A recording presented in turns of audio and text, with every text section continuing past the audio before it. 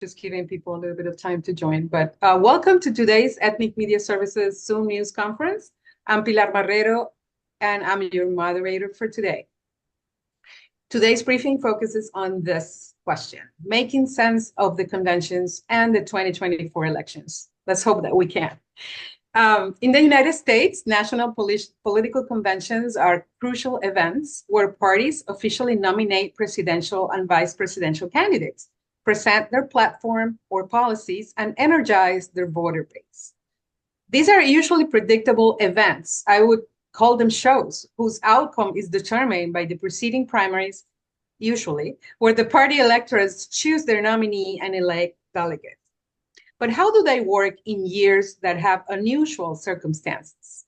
This seems like one of those years. One of the conventions may be different this time, with a divided party that may push for an open or contested convention, while the other was held under the shadow of a violent act. What does that mean for the electoral process? How are these processes different this year, and how will that affect the voters and their ability or willingness to vote? A panel of political veterans and an electoral access expert will explore these questions. I am very pleased to welcome our panel today. Sherry Bevich Jeffy is a retired professor of the practice of public policy communication at the Sol Price School of Public Policy at the University of California. She was the political analyst. Southern California, my dear. Southern California. She was the political analyst for KCAL, NBC4, Los Angeles, and the BBC. She's also one half of the podcast Inside Golden State Politics. Bill Schneider, professor emeritus at the Schar School of Policy and Government at George Mason University. He was CNN's senior political analyst from 1990 to 2009. He has been a visiting professor at the University of California at Los Angeles, Boston College, and Brandeis University. And Jonathan Diaz, he's director of voting advocacy and partnerships at the Campaign Legal Center and an adjunct professor of law at Georgetown University. Dear panelists, please speak slowly for our interpreters in Spanish, Mandarin, and Korean. Reporters, please enter questions in the chat. Today's briefing will differ a little bit from our regular format, and it will be more of a conversation, an interview-style conversation between the moderator, the experts, and of course, your questions. And so we begin. Sherry, how are you? Oh, first I want to have a shout out to another dear friend who is on this call and who should participate a lot, since he has been an influencer in Republican politics in this state for, I would say, many years, but he would be offended. And that's Robert Naylor, former Republican leader of the state assembly, big mucky muck in the party apparatus, and someone that I've run into at many California and national political over the years. I'm fine. Let's do it. Okay, so my first question, we want to be educated a little bit by you guys who are so knowledgeable about the process of the US. So what are the conventions and what's their role in the electoral process? Oh, it isn't what it used to be. That's for sure. It used to be that the convention was the mechanism. And when I say used to be, the first caucus, the group to get together to decide who the candidate for president would be, were basically the founders, excuse me, who met after George Washington made it clear that he wasn't going to run again. They chose their presidential and vice presidential nominees. That's not the case today. The conventions today are more about celebrating a choice for president that's already been made through the party primaries. And they're not so much about choosing anymore. I think you could see that very clearly already for this go around if you have been watching the Republican convention, the national convention, the last few days. It might be different this year. And we were, before we came on, discussing the possibility of Joe Biden's graceful exit or non-graceful exit from the campaign. And if that should happen, this convention will then have the muscle it hasn't had for a very long time. It will either be an open convention, which means nobody's coming in with the number of delegates, which is a majority now. It used to be a 2/3 majority, which created all kinds of havoc. And we're talking in the 19th century, even the late 18th century. Or it could be a contested or brokered convention. Contested means, in this case, Biden stays in and people contest his role as the nominee. Brokered, I don't think, well, I mean, the smoke-filled room doesn't exist much anymore, but it's more because of smoking and information against smoking too much and regulation, as it is that there are a few people who do determine the nominee. It doesn't happen much anymore. Let me bring Sherry. Let me bring in Bill. So Bill is a familiar face to many of us because he was CNN's senior political analyst for 2 decades. Get started, but go ahead. Yes, because I have a set of questions that I want to go slow. Yeah, but you asked me about the convention, and I think the important thing to know is that we don't know what the power of the convention is going to be this year, but it has diminished over the American political history. And what was a powerful mechanism for choosing a party's nominee has basically become one long campaign ad by the party's candidate. Yeah, I mean, I was political editor for La Opinión for many years, and I covered many conventions, and they were always really kind of boring. So nothing much happened. And we would always talk about, oh, what if, we were able to cover something more interesting? Well, this year, journalists will have the chance to do that. Bill, welcome. Thank you. Feel free to add anything to what Sherry said. And please tell us how you think things are different this year than other years in terms of process. Well, everything changed in 1972 as a result of the 1968 problems, when the conventions chose the Democratic Convention chose Hubert Humphrey, who had not run in a single primary, but he was the favorite of the party bosses. That ended. In 1972, the choice of the nominee was turned over to primary voters, and the process of screening the candidates, which had always been done by the party bosses, is there anything on your moral or medical or legal or financial record we should know about? Now it's done by the press, because the press is what informs the ordinary voters who choose the nominee. The conventions are really public relations events. They're just pep rallies on television to get the party juiced up for the campaign. What the convention this week proved is that Donald Trump has taken complete possession of the Republican Party. There is no opposition anymore to Ronald Reagan in the Republican Party. It's gone from being to Ronald Reagan to Donald Trump. It used to be the party of Ronald Reagan. Now I would say the Republican Party is not just the party of Donald Trump, it's also the party of Archie Bunker. It's changed its base from the country club elite, the wealthier Americans, to the white working class, which is where Donald Trump is very popular. I wanted to say one thing about the 1968 convention. Hubert Humphrey walked into the convention hall with about 1,000 delegates already committed to him. I was there. I saw what went on. And I think that most of the party bosses who did, more than anything, tried to get Ted Kennedy to run and failed. People knew what the outcome was going to be of that convention, simply because, however he did it, Hubert Humphrey had 1,000 delegates in his pocket when he walked in. Yep. For the two of you, so how has it changed in terms of who the delegates are? What do you mean?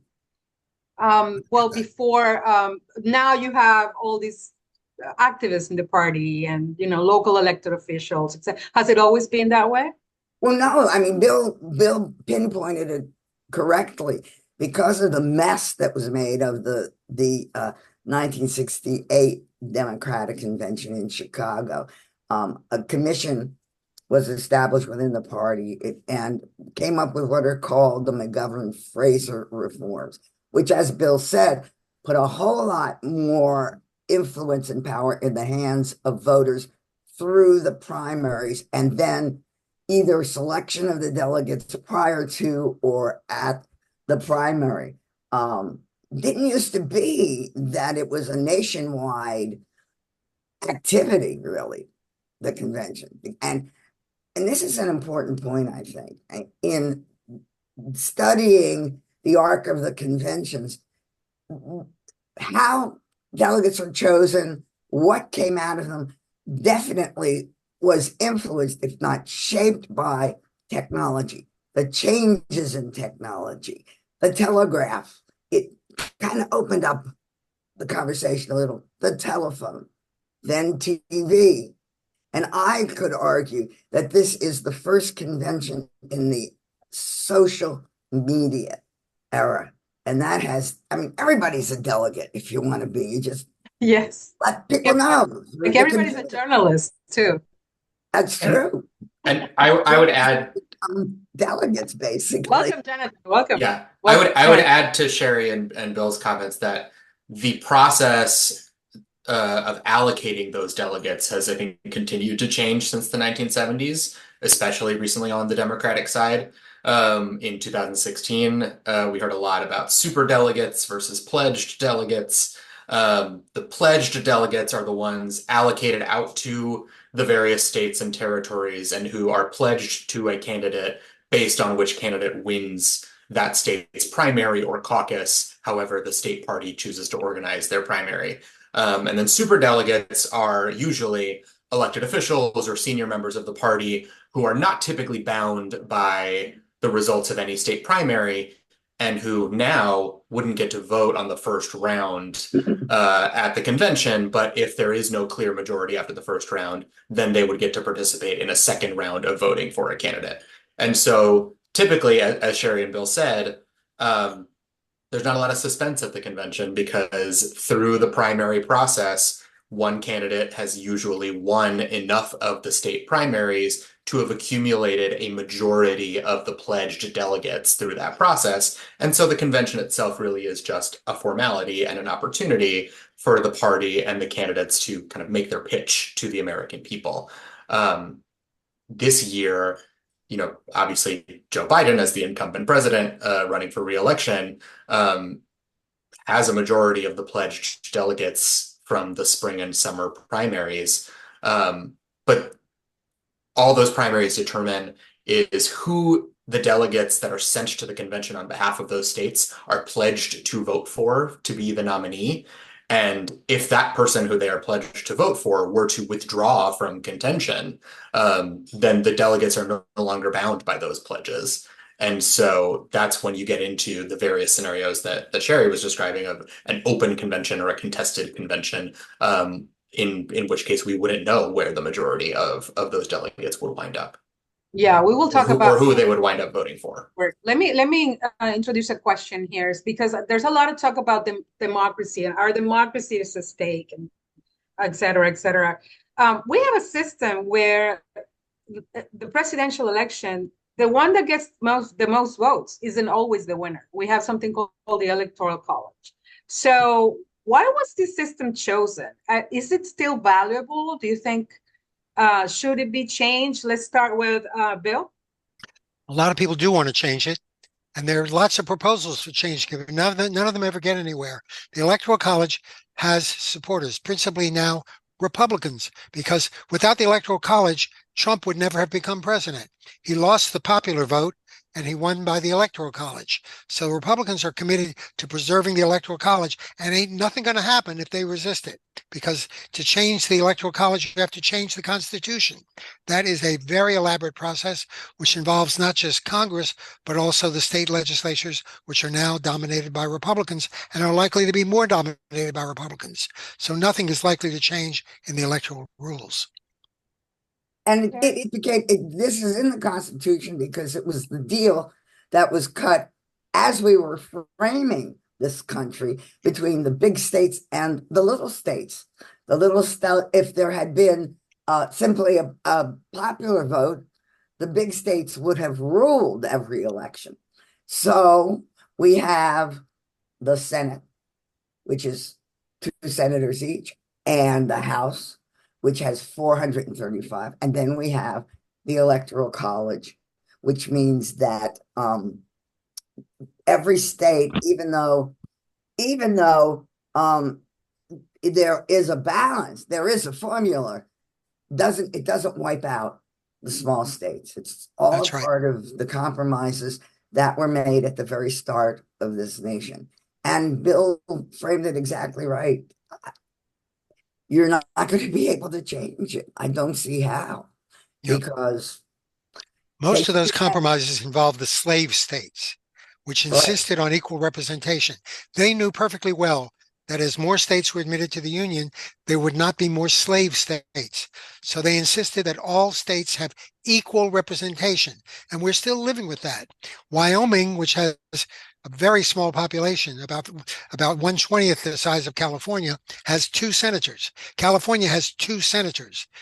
DC doesn't have any senators, but each state has 2 senators, no matter what size it is. That is not going to change. That was originally to protect the slave states, but it's still a powerful incentive because many of the small states are Republican states. It's not going to change. Is this system possibly contributing to the demise of this democracy? I mean, this is a provocative question, but I think I have to ask it. What are your opinions? No, it's not. It'll be preserved, and it is still basically democratic, although there are some little distortions, but it will remain democratic, and I don't think the rules will change.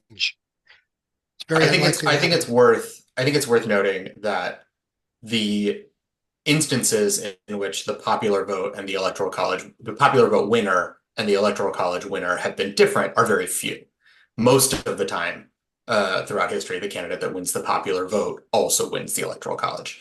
But I do think when you think about, public confidence in the democratic system, it is difficult, I think, for everyday people who aren't as mired in these election rules as some of us are, to look at a system where the person who gets the most votes may not win, and wonder how that is fair or how that is democratic. And so when you have instances like we did in 2016, where the person who gets the highest number of votes is not the person who wins the election under the rules that we have, I do think that contributes to dissatisfaction with democracy and with the electoral system, or a sense that democracy is not working.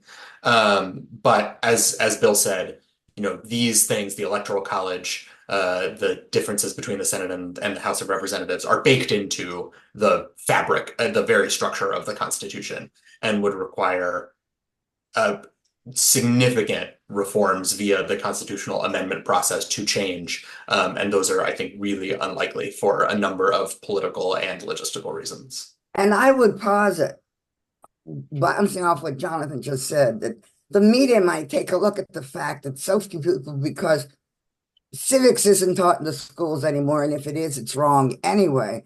And people do not understand the evolution of what we're talking about. The media ought to discuss, ought to report how this came about and why this came about. And without you don't even have to take a stand. It's good, it's bad. This is the way it is, and this is what's come out of it. The voters have a role in this, and certainly the media has a role in helping voters who don't know what perhaps they should know about what's going on to understand where we are and why we are where we are. Well, this is why we're having this briefing, thankfully. Good for you. There, there's a question by Henrietta. Henrietta, you want to ask your question? Henrietta Butteros, can you identify your media outlet? Yes, it's the East Palo Alto Center for Community Media, which runs the East Palo Alto Today newspaper. Sherry, you said that the Republican convention is the first in the social media era, and it was the Obama campaign which made wide use of social media. Yeah, but not in this way.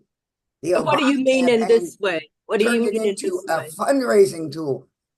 I covered a speech of Obama out in the San Fernando Valley, and when you walked in, they had cards ready for you to put your name, your email, your cell phone number, so that you could reach out to other people all over the country for telephoning. It's a new twist on telephoning. Now, social media is creating the debate, is moving the debate, it's all over in a way. Every platform of social media is now used. Every campaign now has a director of social media or outreach or whatsoever. And I didn't say just the Republican convention. This is the first Democratic conventions in the social media era. I have never seen the impact of social media as I am seeing it now. Take a look at Donald Trump. He has his own social media outlet. Yes. I mean, and others follow, and TikTok and Instagram. None of that was used in the way it is now used to shape ideas, to shape opinions, as that wasn't the case when Obama began the march toward the use of social media. It was mainly a fundraising tool. And boy, is it still a fundraising tool, but it's a whole lot more. And I would say that shift, I think, happened really in 2020, and was accelerated by the pandemic, really limiting the ability of both parties and both campaigns to do any kind of in-person campaigning. And, the traditional methods of reaching not only voters, but delegates and, everybody, really had to rely on the technologies that had been used, in 2008, 2012, 2016 for things like fundraising and messaging. But I think starting in 2020 is when you see the nomination process and the campaigns really exist, primarily or initially online. Not to mention disinformation, right? I mean, about Exactly. campaign, which also was a great issue in the last few years. So let's get to 2024. For all of you, is there anything in this election that feels different than previous ones? For example, the Yes. Republican convention that we just saw, for example. Bill, go ahead. Is that different from previous Republican conventions? Yes, How? because the conservatism of Ronald Reagan and George Bush, and both George Bushes actually, its entire history has been repudiated by Donald Trump. The Republican Party has been internationalist since 1949, when it voted to join NATO. It's now an isolationist party. It's changed its views. It doesn't talk about national debt anymore. It's not really a conservative party now. It's a populist party. Mhm. And populism means not just economic populism, but social and cultural populism. The first thing Donald Trump will do when he becomes president is start rounding up illegal immigrants and deporting them. He intends to deport 1 million illegal immigrants in his first year. Yeah, we heard that. It was Again, I will say, because this has been the most powerful social media has been. Certainly there was none when the Constitution was being created. But I mean, this really has pivoted the interest, the focus onto the dynamics of social media in a way that I haven't seen it done before. And it has impacted responses. Yeah. Social Well, media is the opposite of professional journalism. There's no editors. There's no standards. There's no checking of anything. It's anything, anybody with an opinion can put it on social media. It's unprofessional journalism. well, and I would add that some media outlets have become very unprofessional as well in the way they cover things. Mainstream media. Yep. A lot of Yeah. mainstream media, well, not a lot, but some mainstream media. Yeah. Anyway, Yeah. we need This to is, have yeah, I mean, we could have a whole separate discussion just about that. But this is a unique election in a lot of different ways. It's our first rematch, where it's the same two candidates as the last time since 1956. It's our first former president trying to regain the office after losing re-election since the 1820s, I want to say. Grover Cleveland. Grover Cleveland. Yeah. They're the two oldest candidates we've ever had. And as we've already mentioned, there is, I think, more mis and disinformation circulating through social media, through, in some cases, mainstream media, than we've seen in a very long time. Part of that, I think, is because of how polarized American politics have become. The rhetoric is so extreme, in ways that we haven't seen in a long time. I saw a side-by-side video a few weeks ago of the debate between President Biden and Donald Trump, and the debate in 2012 between President Obama and Mitt Romney. And it looks like two different universes, Yes. in terms of the heat of the rhetoric, and the environment of mis and disinformation really creates an atmosphere that facilitates political violence, which I know we'll talk more about later. But it's been quite some time since we've seen an attempted assassination of a presidential candidate. This is coming not long after January 6th and a 2020 campaign that was marked by many instances of not just voter intimidation and harassment, but election worker intimidation and harassment. So it's a unique election, I think, in many different respects. Thank you. Sunita, do you have a question? Can you ask yours? Yeah, so earlier I'd asked, how does an open convention work? I don't understand the process. Does Biden have to step down before the DNC goes to an open convention? And do the delegates, I think you've answered this question a little bit, Jonathan, but just to clarify, do the delegates automatically get allotted, or are they all up for grabs? The delegates are still going to be the same delegates. They are almost all Biden delegates. If Biden pulls out of the race, they will nominate Kamala Harris. No question about that. She's his chosen successor, and they're all loyal to Joe Biden. That's why they were chosen. If he gets out of the race, Kamala Harris will be the nominee. When you said she is his chosen successor, it's because she's the vice president, not because he has said, "Oh yes, I want her to be president." She is the vice president. He picked her. Right. So that's why. So I read an article yesterday that said in order to have Biden step down, Democrats should invoke the Article 25. Oh, that's to get rid of the president. That would mean he would step down from the presidency. There's a difference between stepping down from the presidency and getting out of the presidential race for 2024. The idea of him stepping down as president is kind of absurd. He only has about 6 or 7 months left to be president. Yeah. He's not going to do that. You don't have to do it, right? You don't have to. If you say he's unable, so why would he step down as candidate and not as president? Legally, is that easy? Doable? Yeah, there's no legal restriction from him doing that. I think he would have to make the case to the public that he has decided not to run for 4 more years in office, but he can still do the job for the next 6 months or however long is left. That's what Lyndon Johnson did. Yeah. And so there's nothing stopping him from. And Only Nothing that- stopping him from ending his reelection bid and remaining in office for the remainder of his term. Sorry, Kevin, what did you say, Sarah? I said that's exactly what Lyndon Johnson did when he announced he would not run for a second term after he had assumed the presidency upon the death of John F. Kennedy, but he remained president.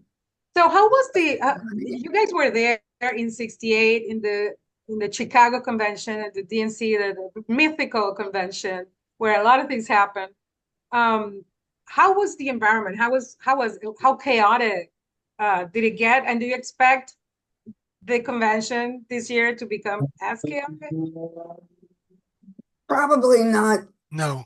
quite so chaotic inside the convention hall. But I would not be surprised if we had some problems outside. However, 1968 has been studied by security experts. And as you saw well, let's not get into the assassination attempt, that's outside the convention. But there were levels of security at the convention site, and there will be at the Democratic convention site. The Chicago police know the lessons that were learned from the 1968 convention because they were the Chicago police and it was in Chicago. So I would expect I had a student delegate who decided that he was going to burn his draft card on the convention floor in 1968. And he did attempt to do it, but he forgot it was laminated and it didn't burn. I mean, but people were burning draft cards. The planners of the convention, I don't know where their heads were, seated way in the back of the hall, California, next to New York. And whoa, toward the end of the convention, both delegations had smuggled in a sheet on which was painted "We shall overcome," and they unfolded it in the arena. That's not going to happen now, even though there was sort of security in 1968 by what we called the Andy Frayne Usherettes, the security force that was in charge of security. It was minimal. That's not going to happen now. I wanted to ask Jonathan, how do you feel this year's election when it comes to voters, the intensity of what we are seeing? I mean, you referred to it earlier, the strong rhetoric, the violence, the polarization. Can it have an effect in turnout? And do you expect it to? Sure. I mean, it can have all kinds of effect on turnout, and I'm not an expert on voter turnout and the political side of things. But as far as, voter intimidation and harassment is always a concern from a kind of nonpartisan election protection standpoint. Unfortunately, there is a long history in this country of intimidation at the polls, threats of violence, particularly targeting communities of color. Going back to, the KKK roaming the streets, armed bands of, self-appointed militias trying to intimidate certain segments of the population, especially Black voters, to prevent them from voting. And so, there is a national nonpartisan election protection network, of which my organization is a part, that runs a national nonpartisan hotline at 866-OUR-VOTE, which is also available in Spanish, I think 7 Asian languages and Arabic. And to gather reports of voter intimidation in real time, and respond to them, working with election officials and law enforcement. 2020 was a really intense election. In addition to a global pandemic, there was similarly heated rhetoric, similarly extreme positions being staked out by candidates and their advocates. And we saw record-breaking turnout. So I think in some cases, it can motivate people to turn out more, because when you try and stop someone from doing something that is important, it only makes them want to do it more. But I wouldn't be surprised if there are people out there who are reasonably afraid for their safety, or from backlash in their communities if they turn out to vote, for or against a particular candidate. And the chilling effect of that is really hard to measure. Because if somebody stays home because they're afraid to stand in line at the polls, we won't really know that. And it's hard to tell whether somebody stays home because they're afraid versus stays home because they don't like either of the candidates and they don't want to vote. So these things are hard to measure in most places, but not all. Yeah, they can vote by mail. Not in every state, unfortunately. And so yeah, it's definitely a concern, but it's something that I think many of the election officials and law enforcement and nonpartisan election protection groups out there are prepared to respond to. Well, some of us come from countries where there's active voter intimidation, and oftentimes the voters respond with a lot of courage and come out to vote in very high numbers. It's happened in many countries around the world. So if that happens, I hope that's the case. How about voters? Let's say that Democrats change candidates. And how about voters feeling their choice didn't matter if one party suddenly changes the candidate? I've seen on social media a lot of pro-Biden people really upset about what's going on. How do you think that could affect a voter, willingness or access? Well, I think that's one of the reasons why, as Bill said, should Joe Biden stand down from re-election, I think Kamala Harris is the likeliest choice because she has been on the ticket from day one. And so voters who supported a Biden-Harris ticket, I think did so with the knowledge that should something happen to the president, she would step up. And so I think that's one of the reasons why it doesn't seem likely to me, at least, that anyone else would assume that mantle should Joe Biden stand down. But the parties have their rules in place for this reason. The primary process is really up to the parties to decide. That's why they have pledged delegates to honor the will of the voters in the primary. But if a candidate, for whatever reason, if it's health reasons or because they don't think they have a viable path to re-election, decides to stand down, the voters can't force somebody to run for president. And so, we're seeing a lot of conflicting polling these days about whether or not Democratic voters want President Biden to continue in the race. Many don't, many do. And so I don't think we can really predict how, if there is a change, I don't think we can predict how that will affect Democratic voters, enthusiasm for whoever the new ticket is, or how they'll feel about the general. Do you guys have anything else to add, Sherry or Bill? Well, voter fraud is an issue almost entirely to Donald Trump and his supporters. They believe, Trump certainly believes, if he doesn't win an election, it was a fraudulent election. That's the way he feels.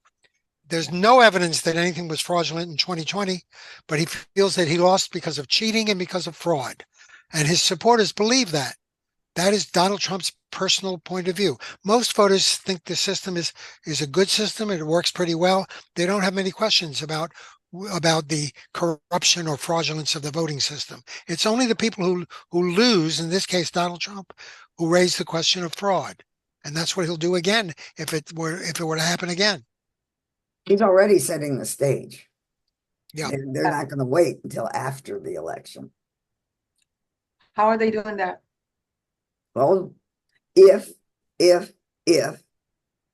it's wrong, they're setting up the scenarios, which they will then continue to support. It's to get a little more, to get a little more specific about it. I mean, Donald Trump and his allies have filed lawsuits in a number of swing states that, in my view, are frivolous, but that are challenging the voter registration rolls, saying that they have thousands and thousands of illegally registered non-US citizens on them, which of course is not true. His allies on the Hill have been pushing new restrictive legislation, the SAVE Act, targeting this phantom problem of non-citizen voting. And I think that it's a political strategy that if you say enough times that, It's true. ineligible people are registered and voting in our elections and that there's all this fraud, no matter how little evidence you have, if you say it enough times, some people will start to believe it. And, the Heritage Foundation, which has been involved in preparing for Donald Trump's upcoming term, should he win, have basically already said that they've already declared the general election illegitimate, unless Donald Trump wins, of course, in advance. And so, there is a lot of messaging and political communication being done by allies of the former president to reduce trust in elections, and to, create uncertainty and doubt in the minds of the public over the legitimacy of American elections, so that if it's close or if he loses, he can take advantage of that uncertainty and that doubt to try and overturn the results like he did in 2020. And that's something that our organization has been working with election officials and other trusted messengers on to try and bolster the public's trust in elections, to explain how not only the voting process, but also the vote counting process works so that the public knows what's supposed to happen, so that they can't be misled as easily by lies about what's not happening. Once Donald Trump was asked if he thinks the electoral system in this country is fair or is it corrupt, he said, "It's fair if I win, period." That's his view. If I win, the system is fine. And even still, in 2016, when he did win, he still claimed that he only lost New Hampshire because of illegal voting. Yeah. So he still cried fraud, even in an election that he won overall. Yeah, because he lost New Hampshire. He didn't win it. Mhm. How unusual is this? I mean, has this happened before in history, having a candidate say these things? And what's to prevent a repeat of January 6th, 2021? This is for all of you. You can't do that. If Trump loses, believe me, there'll be another January 6th, and probably worse. I agree. I mean, So, way that anyone other than maybe perhaps Trump saying to his people, leave, and he won't do that, that we can, if that wants to be a goal, that will happen.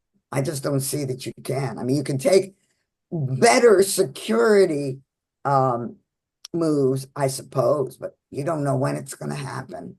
I mean, you can build a huge fence around the Capitol, I guess, but there's no way to prevent it if indeed there's that kind of motivation to have another January 6th. This guy won't let much. And remember, the person in charge of certifying the electoral vote is the Vice President of the United States.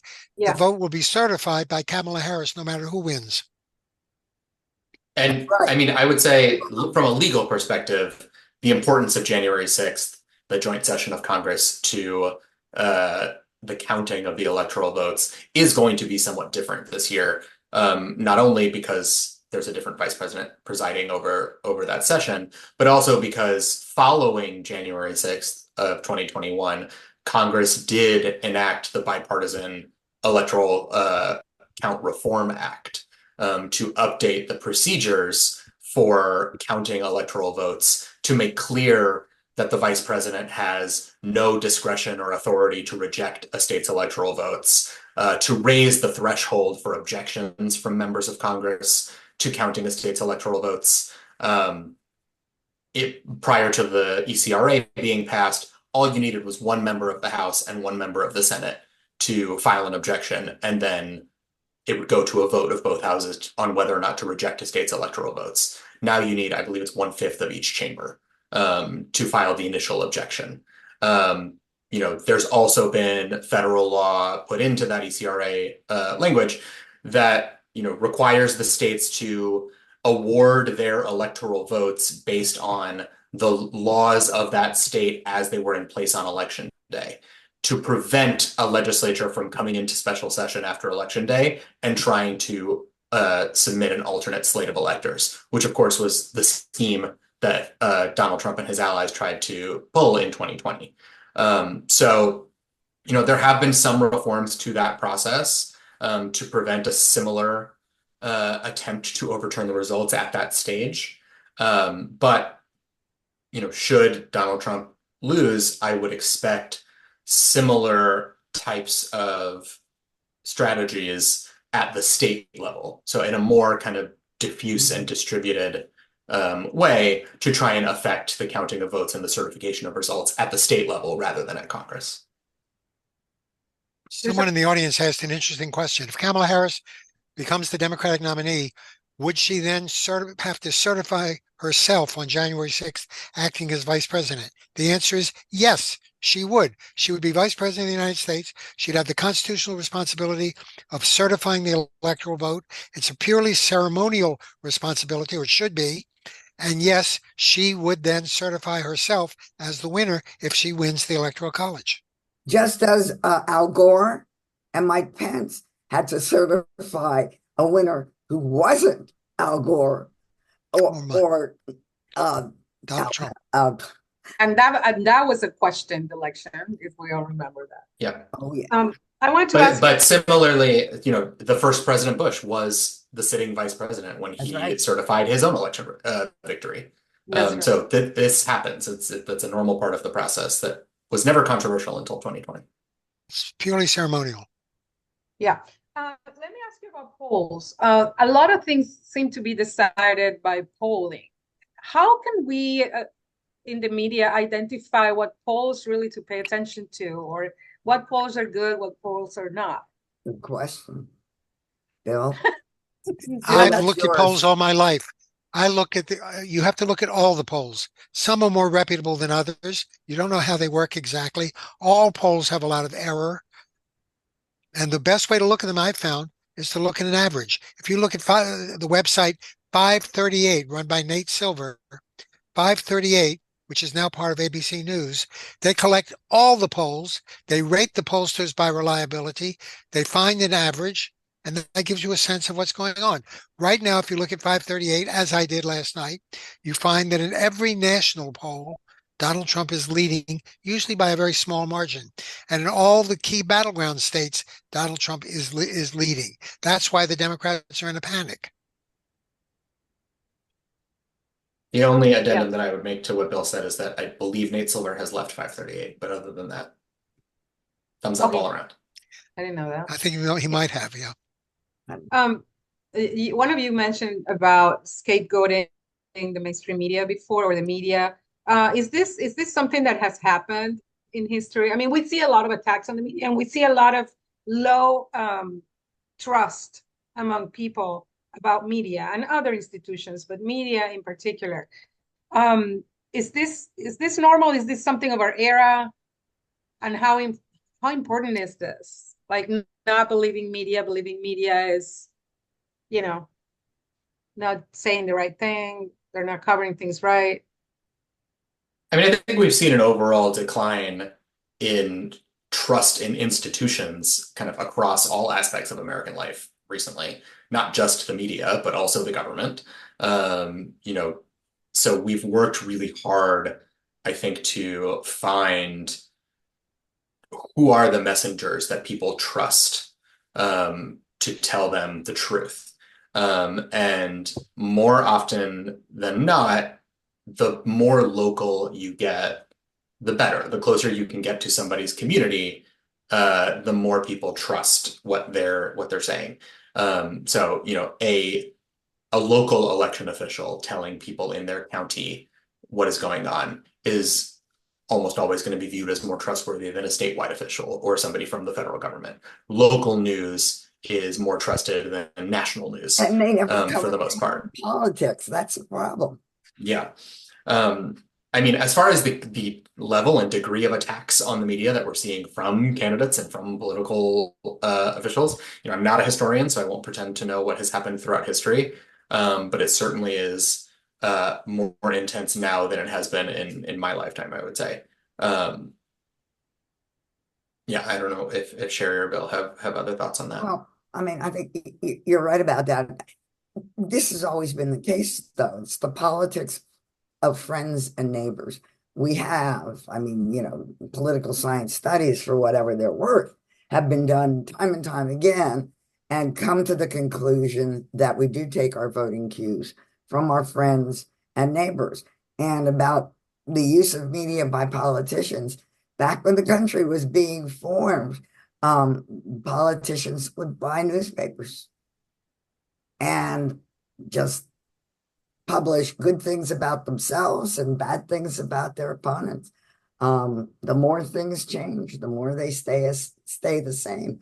Maybe the harder it is to understand, to find that. It's a very fine line, but that's the way it is. I don't agree with it, but how do you stop it? I don't know. Should you stop it? There's this little thing called the First Amendment. What do you do about that? Yeah. Sunita, do you have a question? Yeah, Bill, I wanted to follow up with a question for you. I loved your reference to Archie Bunker. That was terrific. And I wonder, you know, Archie Bunker was a traditional blue collar union guy. You know, folks like Archie Bunker, would they be MAGA Republicans now? Has the party shifted? Have the politics of the party shifted so that Republicans look more pro-union, pro-worker, especially with J.D. Vance coming to the top, or coming to the ticket? The answer is yes. We've had a big realignment in this country. It happens from time to time. The white working class, that is, white voters without a college degree, have been becoming more Republican for about 20 years. They voted for Ronald Reagan. They've become more and more Republican, and Trump has locked them now into the Republican Party. Those are the Archie Bunker voters. The reason they're in the Republican Party has less to do with economics than it does to do with cultural issues. Right. They resent the power of the educated elite who now run the Democratic Party, the people with college degrees. We call it the diploma divide. Today, one of the biggest differences in American politics is that voters with a college degree vote Democratic, voters without a college degree vote Republican. That's become more and more true. It's less true with minorities, but it's certainly true among whites. Whites who lack a college degree are overwhelmingly for Donald Trump. And if they have a college degree, they tend to vote Democratic. That is something that's recent and new and dramatic, and it's a real realignment. But that wasn't true 15 years ago. But they also resent other working class people, like people of color and immigrants. So race has a lot to do with it, doesn't it? Race has something to do with it. But you know what? Donald Trump is picking up support from working class minorities, from working class Latinos, from working class Blacks. He's getting more than the usual amount of support for a Republican from people without college degrees among the minorities as well as the whites. This is the diploma divide exists everywhere. And I think that it's worth drawing a distinction between the kinds of people that the party is trying to appeal to, who is the party's base, and the policies in the party's platform. I don't think that I would characterize the Republican Party platform as pro-union. But, you know, but everything that Bill said about, you know, the diploma divide and, you know, working class versus, you know, folks with college degrees, I think is very true and has only accelerated over the last, you know, several years. I think this was the first Republican convention in which a union leader spoke. Right. I think it was the Teamsters leader spoke. That's interesting. He's asked to speak at both conventions, apparently. And he insists, you know, this has nothing to do with an endorsement. The Republicans said, come on in. And as of a couple of days ago, he has not heard back from the Democrats. I bet they say, come on in now. But the Republicans at least were sharp enough to understand there might be some good to come out of that. I think the head of the UAW will speak at the Democratic convention. Wasn't it the case that during his first administration, Trump did mostly help his millionaire friends? And how can he pretend to be a populist when that's the case? Well, today, it remains true. It's been true for about 100 years. The wealthier you are, the more likely you are to be a Republican. That's still true. They continue to support the Republican Party because they get tax cuts. Trump gave them a big tax cut. Ronald Reagan gave them. Every Republican president starts out his administration with a tax cut.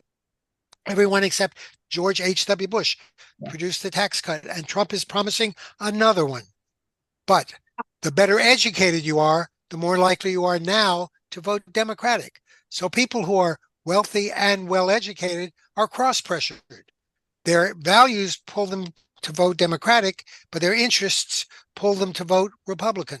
So they have a very difficult choice to make. That's what's happened in the suburbs. The wealthy white suburbs are now trending more Democratic because of their values. We have a hand raised. Robert Naylor, please come in. Yes, just a couple of quick comments. Number one, a different dynamic in this election is that in the last election, Donald Trump discouraged voters, Republicans, from using mail-in ballots. And I would argue that that probably cost them, at least Georgia and perhaps some other states, discouraging mail-in ballots during a pandemic. I mean, it was idiocy. Now the Republican National Committee is strongly pushing early voting, vote harvesting, if it's the rule in the state, and that's going to be a change dynamic. And then I just have to say hi to Bill Schneider. In 1987, he called me when I was state Republican Party chair and asked me, among the Democrats candidates, who did I think might have the most appeal in California? And I said, well, we've got George Deukmejian as our governor. George Dukakis seemed to be similar, an ethnic appeal, kind of a blue-collar guy. And I said that. And then, of course, Dukakis was nominated the next year.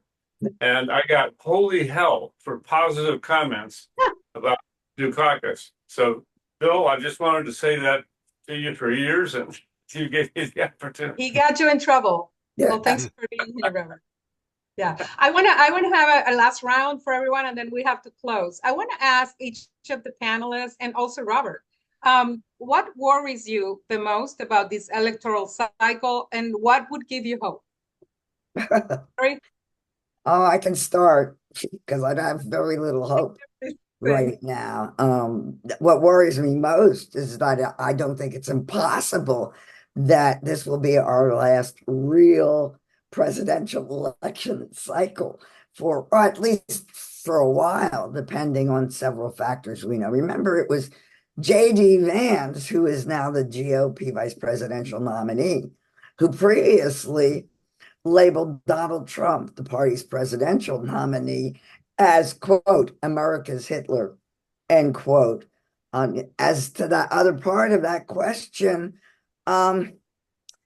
frankly, I'm a little bit short, as I said, of hope right now. Okay, so Bill, What is the question? So what worries you the most about this electoral cycle, and what would give you hope? What worries me the most? I suppose I'd be worried that it can be a contested election, and in that case, all kinds of chaos can ensue. I don't think it will be. I wouldn't be surprised if I would predict that Joe Biden will withdraw before the election. Kamala Harris will be the nominee. Her vote would be about the same as Biden's. All the polls indicate that, maybe a little less support than Biden, but I think that that's likely to happen. That's the first time, I believe, that anyone's withdrawn from the presidential race as the presidential nominee. I've never seen that happen before. People have died, but that's shortly. William Henry Harrison died about 2 months after he became president, but not during the campaign. So Biden doesn't want to do that. He doesn't want to be the first. That would be the biggest problem that I would see. It's unprecedented. Is there any hope? Do I have any hope? Yeah.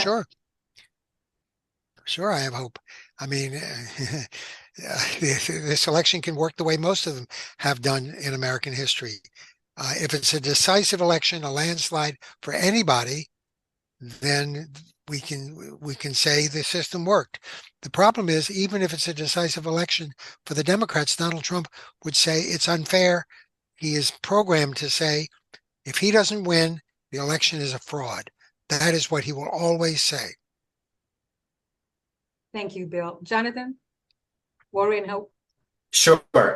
So, the two things that worry me most, I think, about this election cycle, one of which we've already talked about, is, just the heightened, rhetoric and the environment of, political violence that we find ourselves in. There are a lot, as an attorney, as an election lawyer, there's a lot that we can do to shore up our election systems, to make sure that voters have opportunities to vote, that the votes are counted fairly. There's not a lot that I can do about political violence. That is in the hands of law enforcement. And it's the kind of thing that, we have to react to, but can't necessarily prevent. And so that's the thing that keeps me up at night. The other thing that worries me about this election is, much like in 2020, we are faced with a candidate and a party apparatus that has no concern for the foundations of American democracy, who is willing to tear the whole system down in order to win. And so, there has always been election-related litigation. There have always been lawsuits. There have always been, hotly contested presidential elections. Especially since 2000, the amount of election litigation has continued to skyrocket. But never before have we seen a candidate so willing to, completely dismantle the entire system of American democracy. And so, he's on the ballot again.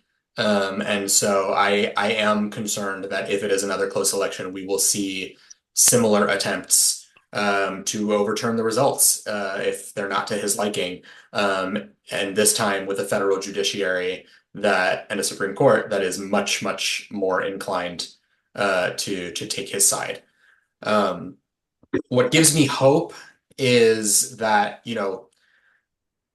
even in the relatively short amount of time that I've been doing this work, that I've been working in US elections, the amount of public awareness and public concern among regular everyday people over the health of our elections and our democracy, I think has only increased. Before I was an election lawyer, before I was a lawyer at all, when I was just a voter, I don't think that election reforms and democracy itself really ranked very highly on my list of priorities when choosing a candidate. And you didn't really hear the candidates talk much about voting rights and electoral reforms and the need to preserve democracy. And now, they do. Now it does rank pretty highly on the polls as far as issues that voters are concerned about. And I think that's a good thing. I think that, democracy only works if everyone plays their part and if everyone does their part to not just preserve, but advance it. And so when I talk to regular people, to voters who are concerned about the direction, not just that the country is heading, but that democracy is heading, that gives me hope that the fight's not over yet. Thank you. We are past our time, but Robert, do you want to chime in? And are you still a Republican? Republican who will never forgive Donald Trump for January 6th. And my hope is that it's not close and we won't go through that again. Uh-huh. All right. Well, thank you, everyone, for this very fascinating discussion. Thank you to the panelists and to the reporters that stuck with us during the whole hour. And I hope that you have a good weekend, everyone. Thank you. Bye. Thank you, everyone. Bye-bye.